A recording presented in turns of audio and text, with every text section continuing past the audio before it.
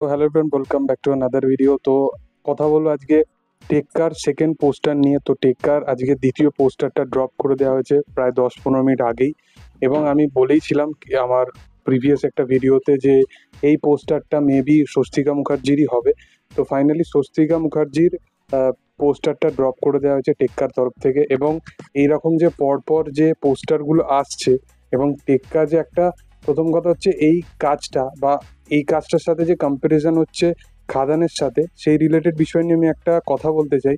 প্রথম কথা হচ্ছে খাদান হচ্ছে একটা কমার্শিয়াল কাজ, তার যে প্রমোশনের যে অ্যাপ্রোচটা থাকবে সেটা অন্য টাইপের থাকবে। কারণ সেখানে একটা কাজ এত বাজেট দিয়ে বানানো হচ্ছে, বাংলায় ইন্ডাস্ট্রির দিক থেকে যদি বিচার করে দেখি এত বাজেট দিয়ে বানানো হচ্ছে, তো সেই কাজটার যে পুরোপুরি যে তারা প্ল্যানিং করছে সেটা 3-4 মাস ধরে যে প্রমোশনটা চলা, তো সেটা কোনো দিক থেকে খারাপ নয়। এবার যদি টেক্কার কথা বলি, টেক্কা একটা থ্রিলিং ভাইবের ছবি, এবং সেখানে আমরা যতক্ষণ না সিনেমাটা দেখতে বসবো তার আগে কিন্তু আমরা এই বিষয়ের ব্যাপারে আমরা অপরিচিত থাকবো যে কোন ক্যারেক্টারটা ইন্টেনশন ভালো থাকবে বা কোন ক্যারেক্টারের ইন্টেনশন খারাপ থাকবে।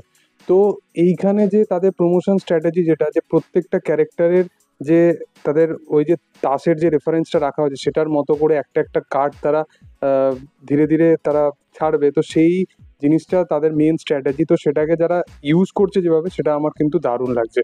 এবার প্রথম যে পোস্টারটা এসেছিল রুক্মিণীর, তার যে ক্যারেক্টার পোস্টার ছিল সেটা কিন্তু বেশ ভালো, এবং সেই চরিত্রটা দেখে খুব ক্লিয়ারলি একটা জিনিস বোঝাচ্ছিল যে পুলিশ অফিসারের চরিত্র প্লে করছে, যার ইন্টেনশন গুড থাকবে এবং যার মেন যে মোটিভ থাকবে যে সেই মেয়েটা যার যে কিডন্যাপ হচ্ছে তাকে সেখান থেকে রেস্কিউ করা, মানে দেবের কাছ থেকে।